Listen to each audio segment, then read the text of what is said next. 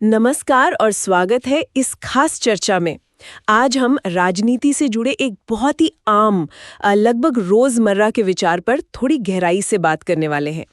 अक्सर हम सब सुनते हैं और शायद कभी-कभी खुद भी कह देते हैं कि कोई राजनीतिक दल अच्छा है और कोई दूसरा बुरा। हमारे हाथ ना एक दिलचस्प ऑडियो क्लिप का छोटा सा हिस्सा लगा है और वो इसी आम धारणा पर एक अलग नजरिया पेश करता है, सोचने पर मजबूर करता है। तो आज का हमारा मकसद है इस ऑडियो क्लिप में जो विचार है उसकी परतें खोलना। क्या वाकई पार्टियों को इस तरह अच्छे बुरे के खांचे में बांटना मतलब सही है, या फिर कहानी कुछ और है? क्या असली ध्यान नेताओं पर होना चाहिए? चलिए इसमें थोड़ा उतरते हैं और देखते हैं क्या बात निकलती है। तो क्लिप की शुरुआत होती है एक बहुत जानी पहचानी बात से। लोग अक्सर कहते हैं फलां पार्टी अच्छी है, फलां पार्टी बुरी है। ये सुनते लगता हाँ ये तो रोज की बात है ना? किसी भी चाय की दुकान पे चले जाओ या सोशल मीडिया देखो। हाँ बिल्कुल, हर जगह। ये एक तरह से ना दिमाग के लिए शॉर्टकट जैसा है। शॉर्टकट? अच्छा। हाँ। मतलब राजनीति थोड़ी पेचीदा तो होती है, इतने सारे मुद्दे, नेता, विचारधाराएं, है ना? तो ऐसे में किसी पार्टी को सीधे अच्छा या बुरा कह देना वो चीजों को आसान बना देता है समझने में। पर इसके पीछे कई वजहें होती हैं कि लोग ऐसा करते क्यों हैं। सबसे पहला और शायद सबसे आम कारण वो है विचारधारा, आइडियोलॉजी। हाँ। या तो आपकी सोच किसी पार्टी से मिलती है, उसके सिद्धांतों से, नीतियों से, तो वो आपको अच्छी लगने लगती है, स्वाभाविक है। हाँ। और जिसके विचार बिल्कुल उल्टे हों वो बुरी। इसमें ना तर्क से ज्यादा वो भावनात्मक जुड़ाव काम करता है कई बार। हाँ, और ये जुड़ाव तो कई बार मतलब विरासत में भी मिलता है। सही कहा ना, जैसे परिवार में जो चलता आ रहा है। सही कहा, बिल्कुल। लोग अक्सर उसी को मान लेते हैं बिना ज्यादा सवाल किए। पारिवारिक और सामाजिक असर बहुत गहरा होता है, इसमें कोई शक नहीं। दूसरा बड़ा कारण है पार्टी का पिछला प्रदर्शन, या यूं कहे कि लोगों की उस प्रदर्शन के बारे में धारणा क्या है। धारणा मतलब असलियत से अलग भी हो सकती है। हाँ बिल्कुल। अगर लोगों को लगता है कि भाई फलां पार्टी के राज में सड़कें बन गईं, नौकरियां आ गईं या लॉ एंड ऑर्डर ठीक हो गया, तो वो उसे अच्छा मान लेंगे। और वहीं अगर महंगाई बढ़ गई, करप्शन के आरोप लग गए या कोई फैसला ऐसा हुआ जो पसंद नहीं आया, तो वहीं पार्टी बुरी हो जाती है। और मजे की बात यह है कि ये धारणाएं अक्सर बस अपने अनुभव या सुनी सुनाई बातों पर टिकी होती हैं, जरूरी नहीं कि पूरे फैक्ट्स पर हों। और यहीं पर वो बात आती है ना कि इतिहास एक रोचक विषय है। किसी पार्टी के काम का सही मूल्यांकन तो तभी हो सकता है जब आप उसे उस समय के हालात और लंबे समय के असर दोनों नजरिए से देखें, सिर्फ फौरी रिएक्शंस नहीं। और आजकल तो इस धारणा को बनाने बिगाड़ने में मीडिया का रोल, उफ, वो तो बहुत ही बड़ा है। निश्चित रूप से मीडिया, चाहे वो टीवी अखबार वाला हो या फिर सोशल मीडिया, एक ताकतवर औजार है नैरेटिव बनाने का। नैरेटिव, हाँ। किस पार्टी को कितनी जगह मिल रही है, कैसी भाषा इस्तेमाल हो रही है, कौन से मुद्दे उछाले जा रहे हैं, कौन से दबाए जा रहे हैं, ये सब मिलकर लोगों की राय को बहुत ज्यादा प्रभावित करता है। कई बार तो लोग बस हेडलाइन पढ़कर या कोई वायरल पोस्ट देखकर ही राय बना लेते हैं, गहराई में जाते ही नहीं। और इसके साथ एक और चीज है, सोशल साइकोलॉजी में उसे ग्रुप थिंक कहते हैं। ग्रुप थिंक मतलब? समूह में सोचना। हाँ, एक तरह से। यानी जब अपने ग्रुप में फिट होने का दबाव इतना बढ़ जाए कि लोग अपनी अंदर की शंकाओं को या असहमति को दबा देते हैं और बस वही मान लेते हैं जो ग्रुप मान रहा है, भले ही वो लॉजिकल ना हो। अच्छा। दोस्तों में, ऑफिस में, अपने समाज में बिल्कुल। फिट होने के लिए लोग अक्सर उसी पार्टी को अच्छा कहने लगते हैं जिसे उनका ग्रुप अच्छा मानता है। तो संक्षेप में कहें तो ये अच्छा बुरा का लेबल जो है ना, वो विचारधारा, अनुभव की धारणा, मीडिया का नैरेटिव और सामाजिक दबाव, इन सब का मिलाजुला नतीजा होता है। लेकिन फिर जैसा कि आपने शुरू में कहा था, ऑडियो क्लिप एक दिलचस्प मोड़ लेती है। उसमें कहा गया है, पर असली बात यह है पार्टी अच्छी या बुरी नहीं होती। ये सुनकर थोड़ा मतलब रुकना पड़ता है सोचने के लिए कि क्या मतलब है इसका? पार्टियों का अपना कोई चरित्र नहीं होता क्या? हाँ, ये विचार बड़ा चौंकाता है। जो सोच बनी हुई है उसे चुनौती देता है। यहाँ कहने का मतलब ये नहीं है कि भाई पार्टियों के काम या उनकी विचारधारा का कोई असर ही नहीं होता। असर तो होता है, जाहिर है। बल्कि शायद मतलब ये है कि किसी पार्टी को एक इकाई मानकर उस पर अच्छा या बुरा का ठप्पा लगा देना, वो शायद उसकी जो असलियत है, जो जटिलता है, उसे नजरअंदाज करना है। यहाँ कुछ बातें समझने लायक हैं। पहली, जैसा हमने पहले भी जिक्र किया कि किसी भी पार्टी के जो सिद्धांत हैं कागज पर, हाँ, जो मंच होता है, प्लेटफॉर्म, बिल्कुल, और जमीन पर उसका अमल, उसका एग्जीक्यूशन, ये तो अलग चीजें हो सकती हैं। हाँ, कि उस पर नीतियां बहुत अच्छी लग सकती हैं, पर जब लागू करने की बारी आती है तो वहां के नेता, सरकारी ढीलापन, पैसे की कमी या बस पॉलिटिकल विल की कमी कई चीजें असर बदल सकती हैं। तो सवाल उठता है, क्या पार्टी बुरी है या उसका कार्यान्वयन कमजोर है? हाँ, ये बात तो है। मतलब नीति बनाने वाले और लागू करने वाले अलग-अलग हो सकते हैं, ये उनके हालात अलग हो सकते हैं। बिल्कुल। दूसरा पहलू है पार्टी के अंदर की विविधता, इंटरनल डाइवर्सिटी। कोई भी बड़ी राजनीतिक पार्टी जो होती है ना, वो कई अलग-अलग विचारों, गुटों, हितों का एक गठबंधन जैसी होती है। बिल्कुल। पार्टी में अंदर भी तो बहस होती है, अलग अलग खेमे होते हैं, है ना? हाँ, बिल्कुल। जैसे आर्थिक मुद्दों पर ही ले लें, कोई ज्यादा लेफ्ट होगा, कोई थोड़ा सेंटर। सही कहा। तो क्या पूरी पार्टी को एक ही तराजू पर तौल देना सही है? ये तो उसकी अंदरूनी बहुरूपता को अनदेखा करना हुआ। और तीसरा पहलू है वक्त के साथ पार्टियों का बदलना। अच्छा, बदलती भी हैं पार्टियां? हाँ, बिल्कुल। पार्टियां कोई पत्थर की लकीर थोड़ी हैं। वो समय, समाज, जरूरतें इनके हिसाब से बदलती हैं। जो पार्टी आज किसी मुद्दे पर एकदम कड़ा रुख रखती है, हो सकता है 20 साल पहले उसका रुख नरम रहा हो या आगे बदल जाए। इतिहास गवाह है इस बात का। पार्टियां अपनी रणनीतियां बदलती हैं, प्राथमिकताएं बदलती हैं और कभी-कभी तो अपनी मूल विचारधारा भी बदल लेती हैं। तो अगर कोई पार्टी बदल रही है, तो क्या उसका वो अच्छा या बुरा वाला लेबल हमेशा टिक सकता है? वो लेबल तो अक्सर आज पर आधारित होता है, जबकि पार्टी तो चलती रहती है, बदलती रहती है।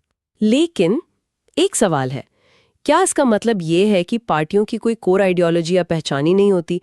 जैसे कुछ पार्टियां हैं जो हमेशा से सामाजिक न्याय पर ज्यादा जोर देती आई हैं, कुछ आर्थिक सुधारों पर। क्या वो पहचान मायने नहीं रखती? नहीं, आपका सवाल बिल्कुल वाजिब है। जाहिर है, पार्टियों की एक मूल विचारधारा, एक पहचान होती है। वही तो उन्हें दूसरों से अलग करती है और वो पहचान महत्वपूर्ण भी होती है, इसमें कोई दो राय नहीं। लेकिन ये विचार शायद ये कह रहा है कि उस पहचान के आधार पर उन्हें परमानेंटली अच्छा या बुरा मान लेना, वो शायद ओवर सिंप्लीफिकेशन है। हद से ज्यादा आसान बना देना है बात को। अच्छा। क्योंकि उस पहचान का जमीन पर असर किसके जरिए होता है? नेताओं के जरिए। और वो नेता बदलते रहते हैं। उनकी प्राथमिकताएं बदल सकती हैं, उनकी काबिलियत अलग अलग हो सकती है। और यहीं पर क्लिप का अगला हिस्सा आता है, जो बहुत जरूरी है। हाँ, और यहीं पर ये पूरी बातचीत एक निर्णायक मोड़ लेती है, मुझे लगता है। क्लिप का निष्कर्ष है, हाँ, लीडर्स मैटर करता है, यानी नेताओं का महत्व होता है। ये अचानक से पूरी बहस को पार्टी सेंट्रिक से हटाकर व्यक्ति सेंट्रिक बना देता है। सही पकड़ा, बिल्कुल। ये इस बात पर जोर देता है कि पार्टी चाहे कोई भी हो, उसकी आइडियोलॉजी कुछ भी हो, लेकिन उसकी असल दिशा क्या होगी, वो कितनी असरदार होगी, उसकी छवि कैसी बनेगी, जमीन पर उसका काम कैसा दिखेगा, ये काफी हद तक इस बात पर निर्भर करता है कि उसका नेतृत्व कौन कर रहा है। नेता सिर्फ पार्टी के चेहरे नहीं होते, वो उसके इंजन भी होते हैं एक तरह से। अगर हम इसे थोड़ा बड़े फलक पर देखें, तो नेता ही होते हैं जो पार्टी की वो जो अमूर्त सी विचारधारा है ना, हाँ, आइडियाज, उसे ठोस नीतियों और कामों में बदलते हैं। वो तय करते हैं कि किन मुद्दों को प्रायोरिटी देनी है, पैसा कहाँ लगाना है, मुश्किल वक्त में पार्टी का स्टैंड क्या होगा। एक काबिल, दूर की सोचने वाला और एक ईमानदार नेता, वो एक साधारण सी पार्टी को भी नई ऊंचाइयों पर ले जा सकता है। और वहीं दूसरी तरफ एक कमजोर, दिशाहीन या कह लीजिए विवादास्पद नेता, वो एक मजबूत पार्टी की इज्जत को भी बट्टा लगा सकता है। तो इसका मतलब ये हुआ कि एक ही पार्टी, मान लीजिए पार्टी क, अगर अलग अलग टाइम पर अलग अलग नेताओं के अंडर रही है, तो उसका परफॉर्मेंस और लोगों के बीच उसकी इमेज भी अलग अलग हो सकती है। बिल्कुल हो सकती है। आप किसी भी पार्टी का इतिहास उठाकर देख लीजिए, ऐसे उदाहरण भरे पड़े हैं। एक ही पार्टी किसी एक नेता के दौर में बहुत पॉपुलर और असरदार रही हो, और दूसरे नेता के दौर में उतनी कामयाब ना रही हो, या उसकी दिशा ही बदल गई हो। हाँ, ये तो देखा है। नेता का फैसला लेने का तरीका, उसकी बात करने की शैली, उसकी ईमानदारी, उसका करिश्मा, टीम बनाने की काबिलियत, ये सब चीजें सीधे सीधे पार्टी की किस्मत और उसके असर को तय करती हैं। इसीलिए जब वो स्रोत कहता है कि नेता मायने रखते हैं, तो वो इसी व्यक्तिगत प्रभाव की तरफ इशारा कर रहा है। ये बात सोचने वाली है।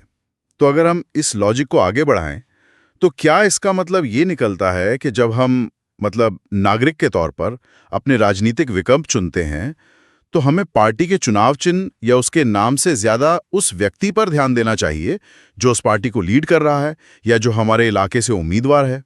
ये नजरिया निश्चित रूप से इसी तरफ इशारा करता है। ये सुझाव देता है कि सिर्फ पार्टी के लेबल या उसकी पुरानी इमेज के आधार पर वोट देने के बजाय वोटरों को शायद ये ज्यादा गहराई से देखना चाहिए कि भाई अभी पार्टी का नेतृत्व किसके हाथ में है, उनकी अपनी काबिलियत क्या है, उनका पिछला रिकॉर्ड कैसा रहा है, जो उम्मीदवार है उसकी व्यक्तिगत ईमानदारी, उसकी योग्यता कितनी है, इन सब पर ज्यादा ध्यान देना चाहिए। लेकिन क्या इसमें एक खतरा नहीं है? मतलब अगर हम सिर्फ नेताओं पर फोकस करेंगे तो क्या हम पार्टियों की जो विचारधारा है या उनकी जो लंबी अवधि की नीतियां हैं उनके महत्व को कम नहीं कर देंगे?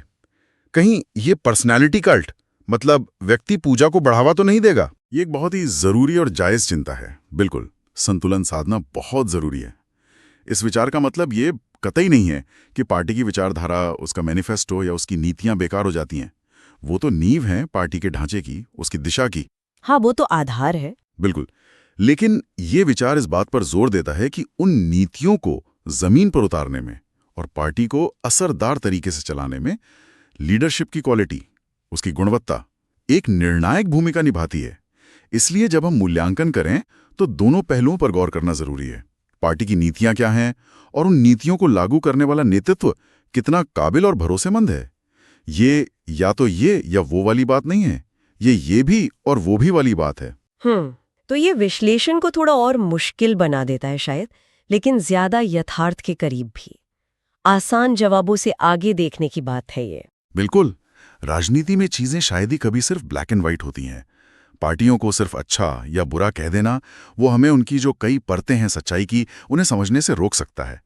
नेताओं का रोल, उनकी काबिलियत, उनकी नीयत और उनका पार्टी की विचारधारा के साथ तालमेल कैसा है, ये सब मिलकर एक पूरी तस्वीर बनाते हैं। तो इस पूरी चर्चा और उस ऑडियो क्लिप से हमने क्या समझा?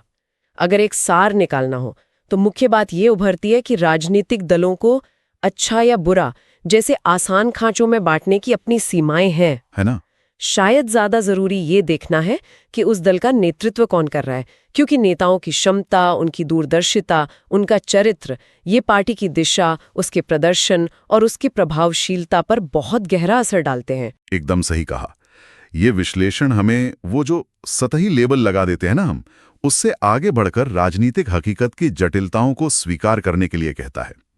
ये हमें याद दिलाता है कि पार्टियां कोई हवा में नहीं होती, वो लोगों से बनती हैं और लोगों द्वारा ही चलाई जाती हैं, और उन लोगों का किरदार, उनकी काबिलियत, वो सच में मायने रखती हैं। और यहीं से एक जरूरी सवाल भी खड़ा होता है जिस पर शायद हमें और सोचने की जरूरत है। अच्छा, क्या सवाल? कि अगर नेता इतने ही महत्वपूर्ण हैं तो फिर हम एक अच्छे और प्रभावी नेता की पहचान करें कैसे? लीडरशिप की क्वालिटी को आंकने के पैमाने क्या होने चाहिए? क्या वो सिर्फ चुनाव जीतना है, या आर्थिक विकास के आंकड़े, या समाज में मेलजोल बढ़ाना, या नैतिक मूल्य? ये अपने आप में एक बड़ी बहस का मुद्दा है। और यही वो विचार है जिसे हम अपने श्रोताओं की सोचने के लिए छोड़ सकते हैं। स्रोत के इस विचार पर कि नेता मायने रखते हैं, इस पर सोचते हुए ये मनन करना दिलचस्प हो सकता है कि पार्टी की पहचान से अलग हटकर एक प्रभावी राजनीतिक नेता में असल में कौन से गुण होने चाहिए। क्या वो ईमानदारी है? क्या वो भविष्य देखने की क्षमता, मतलब दूरदर्शिता, लोगों से जुड़ने की कला, मुश्किल फैसले लेने का साहस, या फिर इन सब का कोई खास मिश्रण? इन सवालों पर विचार करना शायद हमें अपने आसपास की राजनीति और अपने विकल्पों को और ज्यादा बारीकी से समझने में मदद कर सकता है।